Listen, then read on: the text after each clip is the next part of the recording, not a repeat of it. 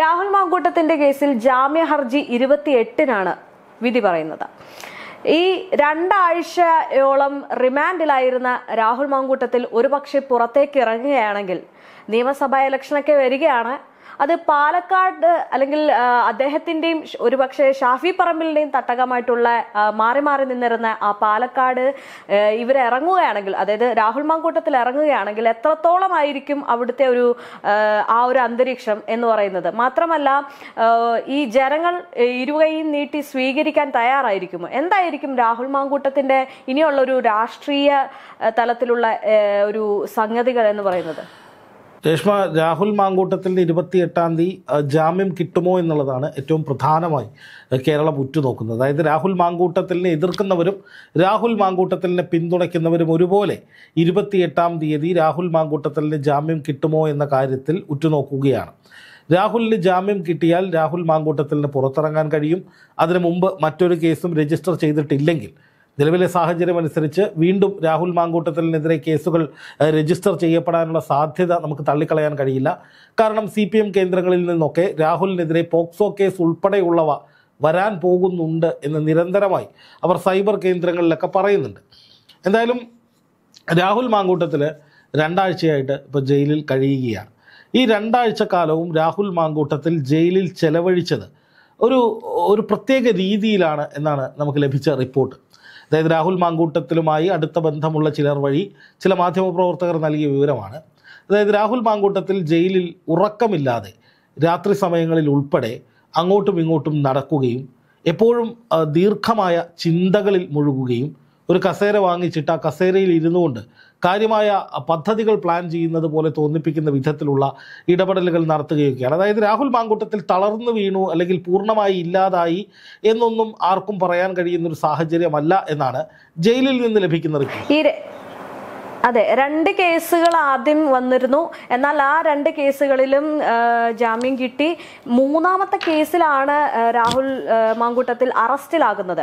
അപ്പം ഇപ്പോൾ ആ ഒരു ഹർജി വിധി വരുമ്പോൾ വീണ്ടും ഈ നേരത്തെ ഏതു പറഞ്ഞതുപോലെ പോക്സോ കേസുകൾ വരികയാണെങ്കിൽ ഒരുപക്ഷെ വീണ്ടും അഴിക്കുള്ളിലേക്ക് രാഹുൽ മാങ്കൂട്ടത്തിൽ പോകും. അത് കേസുകൾ വന്നാൽ തീർച്ചയായിട്ടും രാഹുലിനെ അഴിക്കുള്ളിലാക്കുക എന്നുള്ളതിൽ ഒരു തർക്കവുമില്ല. അത് രാഷ്ട്രീയ എതിരാളികൾ, പ്രത്യേകിച്ച് CPMന്റെ അജണ്ടയാണ്.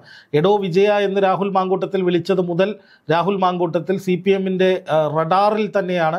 എങ്ങനെയും രാഹുലിനെ തകർക്കുക എന്നുള്ളത് CPMന്റെ പ്രഖ്യാപിത ലക്ഷ്യവുമാണ്.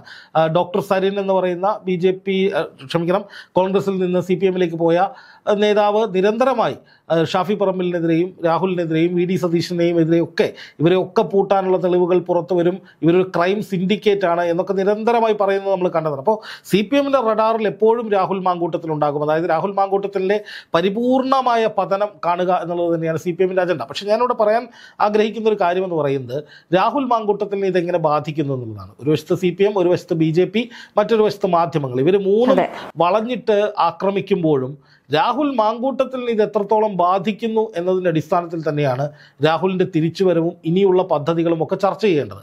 ഇവിടെ ഞാൻ നേരത്തെ പറഞ്ഞതുപോലെ ജയിലിൽ രാഹുൽ മാങ്കൂട്ടത്തിൽ തളർന്നു വീണ് മുഴുവൻ സമയവും കരഞ്ഞ് വല്ലാത്ത മാനസികാവസ്ഥയിലൂടെയൊന്നും അല്ല പോകുന്നത് എന്നാണ് ലഭിച്ച വിവരം. അതായത് രാഹുൽ മാങ്കൂട്ടത്തിൽ കൃത്യമായ എന്തോ പ്ലാൻ ചെയ്യുന്നത് പോലെ വളരെ ഗൗരവ സ്വഭാവത്തിൽ ഒരു കസേര ജയിലധികൃതരുടെ ഭാഗത്ത് നിന്ന് വാങ്ങിച്ച് അതിൽ ഇരുന്നു കൊണ്ട് സുദീർഘമായ ആലോചനകളിലും എന്തൊക്കെയോ പ്ലാൻ ചെയ്യുന്നതുമായും ഒക്കെ തോന്നുന്നുണ്ട് എന്നാണ് അവർ പറയുന്നത്. എന്ന് മാത്രമല്ല, രാഹുലിനെ കാണാൻ വരുന്നവർ അല്ലെങ്കിൽ രാഹുലുമായി ആശയവിനിമയം നടത്തുന്നവരൊക്കെ ഈ കേസുകൾക്കപ്പുറത്തേക്ക് രാഹുലിൻ്റെ തിരിച്ചുവരവിനെക്കുറിച്ച് സംസാരിക്കുന്നുണ്ട് എന്ന ഒരു വിവരവും ലഭ്യമായിട്ടുണ്ട്. അതായത് രാഹുൽ മാങ്കൂട്ടത്തിൽ ഇപ്പോൾ നിലവിൽ കോൺഗ്രസ്സിലില്ല, കോൺഗ്രസ്സിൽ നിന്ന് പൂർണ്ണമായി പുറത്താക്കപ്പെട്ടിരിക്കുന്നു. കോൺഗ്രസ്സിലേക്ക് തിരിച്ചെടുക്കാനുള്ള ഒരു സാധ്യതയുമില്ല. 1ാമത്തെ കേസിൽ രാഹുലിന് നോട്ട് അറസ്റ്റ് കിട്ടി ഹൈക്കോടതിയുടെ ഭാഗത്ത് നിന്ന്.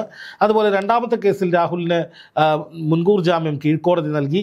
3ാമത്തെ കേസിൽ ജാമ്യാപേക്ഷ പരിഗണിക്കുകയാണ്. അപ്പോൾ ഈ 3ാമത്തെ കേസിൽ വാദം നടക്കുമ്പോഴൊക്കെ രാഹുൽ മാങ്കൂട്ടത്തിൻ്റെ അഭിഭാഷകൻ ഉയർത്തിയ വാദങ്ങൾ അത് ആ യുവതിയുടെ മൊഴി ഉയർത്തിപ്പിടിച്ചുകൊണ്ട് അതിലൊരുപാട് പൊരുത്തക്കേടുകളുണ്ട്. അതായത് ബലാത്സംഗം നടന്നു എന്ന് പറയുന്ന തരത്തിലേക്കൊന്നും ഉണ്ടായിട്ടില്ല എന്ന് സ്ഥാപിക്കാനാണ് ഇവർ ശ്രമിച്ചത്. അതായത് ബലാത്സംഗമാണ് രാഹുൽ മാങ്കൂട്ടത്തിൽ അഴിക്കുള്ളിലാക്കുന്ന ഏറ്റവും പ്രധാനപ്പെട്ട വകുപ്പ്.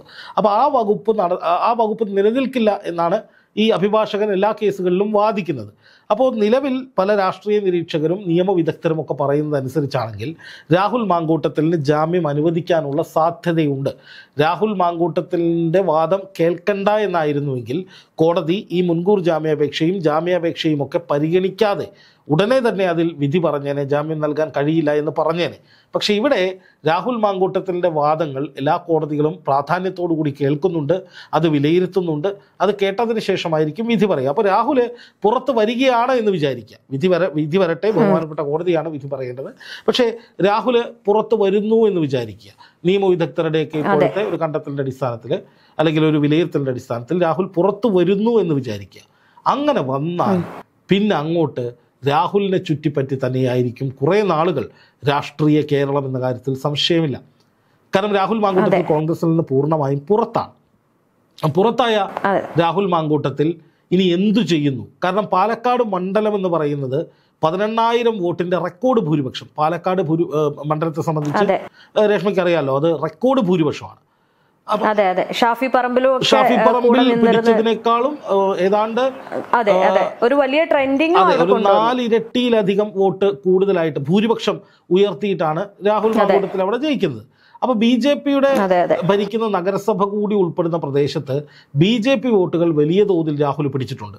സകലമാന പാർട്ടികളുടെയും വോട്ടുകൾ രാഷ്ട്രീയത്തിന് അതീതമായി രാഹുൽ നേടിയിട്ടുണ്ട്. അപ്പോൾ ആദ്യത്തെ 2 ബലാത്സംഗ പരാതികളൊക്കെ വന്ന സമയത്തും രാഹുൽ മണ്ഡലത്തിൽ അല്ലെങ്കിൽ ആരോപണങ്ങൾ വന്ന സമയത്തും രാഹുലിനെ വോട്ടർമാർ നെഞ്ചോട് ചേർത്തിരുന്നു. ഇപ്പോൾ 3ാമത്തെ ബലാത്സംഗ പരാതി വന്നതിന് ശേഷം, അതിൽ കേസെടുത്തതിന് ശേഷം ജനങ്ങൾ, അതായത് പാലക്കാട്ടെ വോട്ടർമാർ രാഹുലിനെ എങ്ങനെയാണ് കാണുന്നത് എന്ന് ഇതുവരെ നമ്മൾ ആരും കണ്ടിട്ടില്ല. കാരണം രാഹുൽ അതിനുശേഷം അഴിക്കില്ല. പരാതി വന്നതിന് പിന്നാലെ രാഹുലിനെ രാത്രി പിടിച്ചുകൊണ്ട് പോയതാണ്. അപ്പോൾ ഇനി രാഹുൽ മാങ്കൂട്ടത്തിൽ സ്വന്തം മണ്ഡലത്തിലേക്ക് വരുമ്പോൾ CPM എന്തായാലും പ്രതിഷേധിക്കും, BJPയും വലിയ പ്രതിഷേധം ഉയർത്തും. അതല്ലാതെ MLA ഓഫീസിലേക്ക് രാഹുൽ വരുന്നുണ്ടോ? രാഹുൽ MLA ആയി ഇനി അവശേഷിക്കുന്ന കുറച്ച് നാളുകൾ സജീവമായി പ്രവർത്തിക്കാൻ രാഹുൽ സന്നദ്ധനാകുമോ? അങ്ങനെ രാഹുൽ ഒരു പൊതുപ്രവർത്തകൻ എന്ന നിലയിൽ, ഒരു MLA എന്ന നിലയിൽ, ഒരു സ്വതന്ത്രനായ ഒരാളെന്ന നിലയിൽ, ഒരു പാർട്ടിയുടെയും ലേബലില്ലാതെ ഒരു സ്വതന്ത്ര MLA എന്ന നിലയിൽ പാലക്കാട് പെർഫോം ചെയ്യുമ്പോൾ, അല്ലെങ്കിൽ പാലക്കാട് മണ്ഡലത്തിൽ പ്രവർത്തിക്കാൻ ഇറങ്ങുമ്പോൾ പൊതുജനങ്ങൾ രാഹുലിനെ എങ്ങനെ കാണുന്നു എന്നുള്ളത് വളരെ പ്രധാനപ്പെട്ട ഒരു കാര്യമാണ്. അവിടെയാണ് രാഹുലിൻ്റെ ഏറ്റവും നിർണായകമായ ടേണിംഗ് പോയിന്റ് ഇരിക്കുന്നത്. അതായത് രാഹുൽ ജനങ്ങൾക്ക് മുന്നിൽ തൻ്റെ ഭാഗം വിശദീകരിക്കാൻ വേണ്ടിയുള്ള വലിയ വിശദീകരണ യോഗങ്ങൾ സംഘടിപ്പിച്ചുകൊണ്ട് ഒറ്റയ്ക്ക് മുന്നോട്ട് പോവുകയാണ്. അതിനെ പിന്തുണച്ചുകൊണ്ട് വോട്ടർമാർ, ജനങ്ങൾ ഉണ്ടെങ്കിൽ, ഇപ്പൊ നമുക്കറിയാലോ, രേഷ്മ കാണുന്നതല്ലേ, നമ്മുടെ സോഷ്യൽ മീഡിയയിലൊക്കെ വലിയൊരു പിന്തുണ രാഹുലിനുണ്ട്. രാഹുലിനെതിരായ വാർത്ത ശ്രദ്ധിക്കാറുന്ന ഒരു കാര്യം. ഇപ്പൊ രാഹുലിന് അനുകൂലമായിട്ട് ഉള്ള പോസ്റ്റുകൾ, രാഹുലിനെതിരായിട്ടുള്ള വാർത്തകൾ വരുമ്പോൾ അതിൻ്റെ അടിയിലൊക്കെ രാഹുലിന് അനുകൂലമായിട്ട്, രാഹുലിനെ രാഷ്ട്രീയ പ്രേരിതമായി കുടുക്കിയതാണ് എന്നുള്ള നിരവധി പേര്, അങ്ങനെ ഒരുപാട് വാദങ്ങൾ അങ്ങനെ വരുന്നുണ്ട്. അപ്പൊ രാഹുലിന് അനുകൂലമായൊരു ട്രെൻഡ് ഉണ്ട്. ആ ട്രെൻഡ് എന്ന് പറയുന്നത് രാഹുലിനെ രാഷ്ട്രീയപരമായി കുടുക്കിയതാണ് എന്ന വാദത്തിന്മേൽ ഉണ്ടായിട്ടുള്ളതാണ്. അപ്പോൾ പാലക്കാട്ടെ വോട്ടർമാർ ആ വാദം മുഖവിലേക്ക് എടുത്തുകൊണ്ട്, അതായത് രാഹുലിനെ കുടുക്കിയതാണ്, രാഹുൽ തെറ്റൊന്നും ചെയ്തിട്ടില്ല. അപ്പോൾ രാഹുലിന് ജാമ്യം കിട്ടുകയാണെങ്കിൽ രാഹുലിന് തൻ്റെ ഭാഗം കുറെ കൂടി ന്യായീകരിക്കാൻ, ജനങ്ങൾക്ക് മുന്നിൽ ന്യായീകരിക്കാൻ കഴിയും.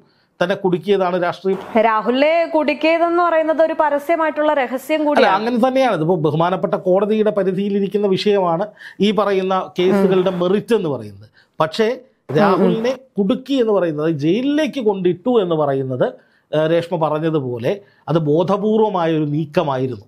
അതായത് പോലീസ് പറയുന്നത് ഇയാളൊരു ഹാബിച്വൽ ഒഫൻഡറാണ്, അതുകൊണ്ട് രക്ഷപ്പെടാതിരിക്കാൻ വേണ്ടി പിടിച്ചതാണ് എന്നൊക്കെ പോലീസ് പറയുന്നുണ്ടെങ്കിലും ഇതിനു മുമ്പ് സമാനമായ പരാതികൾ വന്നപ്പോൾ രാഹുൽ കോടതിയിൽ പറഞ്ഞത് അന്വേഷണ സംഘത്തോട് സഹകരിച്ച് മുന്നോട്ട് പോകാം, ഏത് അന്വേഷണവുമായും സഹകരിക്കാൻ താൻ തയ്യാറാണ് എന്ന് മാത്രമല്ല, കോടതിയുടെ നോട്ടറസ്റ്റിന്റെ പരിധിയിൽ നിൽക്കുന്ന രാഹുലിനെ പിടിച്ചുകൊണ്ടു പോവേണ്ട ഒരു കാര്യവുമില്ല, അദ്ദേഹത്തെ വിളിച്ചു കഴിഞ്ഞാൽ അദ്ദേഹം വരും എന്നുള്ളത് നമുക്ക്, അല്ലെങ്കിൽ അത് നിയമപരമായി അവിടെയാണ് വ്യക്തമായിട്ടുള്ള ഒരു ഗൂഢാലോചനയോട് കൂടി ഒരു സ്ട്രാറ്റജി ചെയ്തിരിക്കുന്നത്. അതായത് രാഹുലിനെ എങ്ങനെയെങ്കിലും കൊടുക്കുക എന്നുള്ളത് മറ്റു പലരുടെയും ആവശ്യമാണ്. അത് തന്നെയാണ് അതിന്റെ ശരി. അതായത് രാഹുലിനെതിരെ പരാതി വന്നു, പരാതിയിന്മേൽ നടപടിക്രമങ്ങൾ ഒരു ഒരു ഒരു പ്രത്യേകതരം നടപടിക്രമം, അതായത് വളരെ പെട്ടെന്ന് അകത്തിടുക, റിമാൻഡിലേക്ക് കൊണ്ടുപോവുക, ജാമ്യം നിഷേധിക്കുക എന്ന രീതിയിലേക്കുള്ള ഒരു ഒരു ഒരു കൃത്യമായ അജണ്ടയുടെ അടിസ്ഥാനത്തിലാണ് പോലീസ് നീങ്ങിയത്. കാരണം ഇതിനു മുമ്പ് 2 തവണയും രാഹുലിനെ അറസ്റ്റ് ചെയ്ത് അകത്തിടാൻ പോലീസിന് കഴിഞ്ഞില്ല.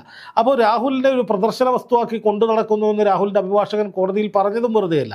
എന്തായാലും ഇപ്പോൾ രാഹുൽ പാലക്കാട് ജനങ്ങളെ മുൻനിർത്തിക്കൊണ്ട് ഒരു വലിയ ജനങ്ങളെ വിളിച്ചു ചേർത്ത് ജനങ്ങളോട് തൻ്റെ ഭാഗം വിശദീകരിച്ച് മുമ്പ് 2 തവണയും സംഭവിച്ചതുപോലെ ജനമധ്യത്തിൽ ഇറങ്ങി മറ്റെല്ലാവരെയും വെല്ലുവിളിച്ച് എന്നെ നിങ്ങൾ കുടുക്കിയതാണ്, ഞാൻ കോടതിയിൽ വിശ്വസിക്കുന്നു, നിയമപരമായി പോരാടാൻ താൻ ഇറങ്ങി നിൽക്കുകയാണ് എന്ന് പറയുകയാണെങ്കിൽ അതൊരു തീക്കളിയായിരിക്കും.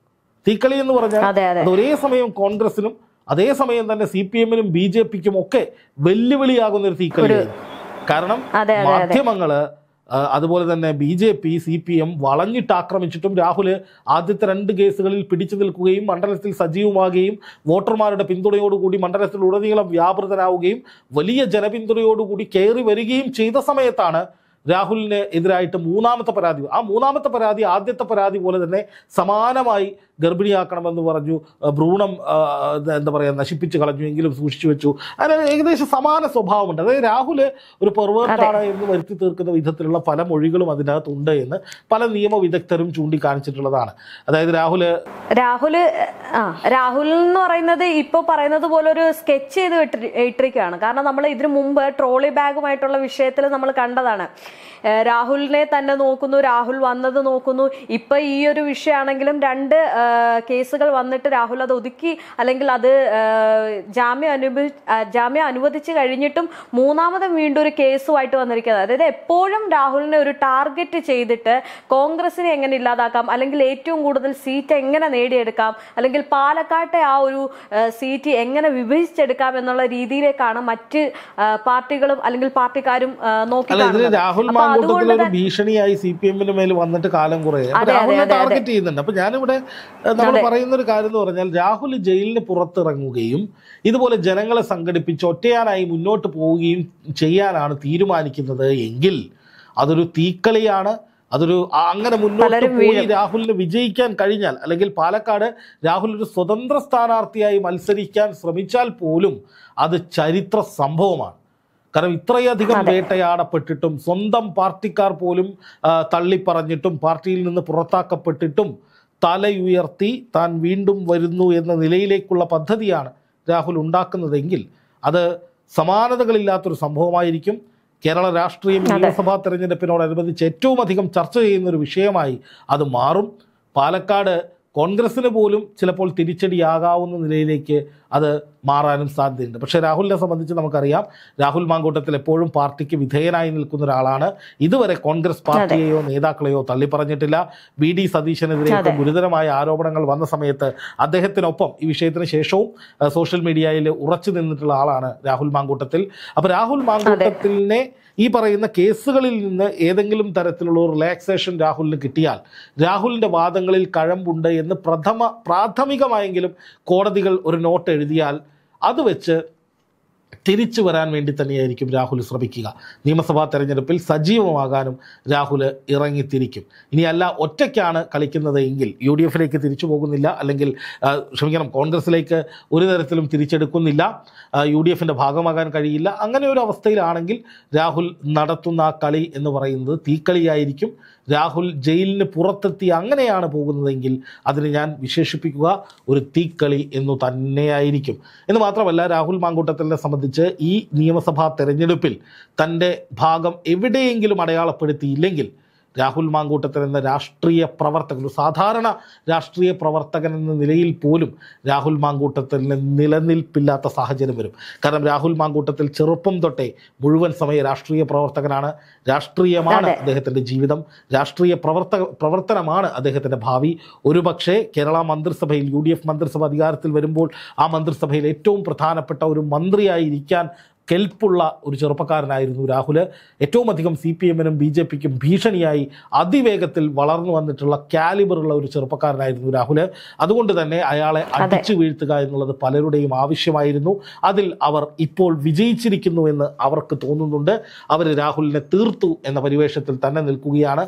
പക്ഷേ അതിനെയും അതിജീവിച്ച് രാഹുൽ ഇറങ്ങിയാൽ, രാഹുൽ ഒറ്റയ്ക്ക് ജനങ്ങളെ ചേർത്ത് നിർത്തി മുന്നോട്ട് പോകാൻ തീരുമാനിച്ചാൽ പല കണക്കുകൂട്ടലുകളും പല സമവാക്യങ്ങളും പല ചിന്താധാരകളും തകർന്നു വീഴുകയും രാഹുൽ തിരിച്ചു വരാനുള്ള, അല്ലെങ്കിൽ അതിശക്തമായി ഒരു ഇരയാക്കപ്പെട്ടു എന്ന പരിവേഷത്തോടു കൂടി കുറെ കൂടി കരുത്തനായി സജീവ രാഷ്ട്രീയത്തിലേക്ക് തിരിച്ചു വരാനും ചിലപ്പോൾ സാധിച്ചേക്കാം. സാധ്യതകളാണ് പറയുന്നത്. ഇനിയല്ല രാഹുലിനെതിരെ CPM ഒക്കെ ആരോപിക്കുന്നത് പോലെ ഇനിയും തുടരെ പരാതികൾ വരികയും രാഹുലിനെ ഓരോ കേസിലും ജയിലിലേക്ക് കൊണ്ടുപോവുകയും ഒക്കെയാണ് ചെയ്യുന്നതെങ്കിൽ രാഹുൽ മാങ്കൂട്ടത്തിൽ പിന്നെ ചിത്രത്തിലും ഉണ്ടാകില്ല രേഷ്മ.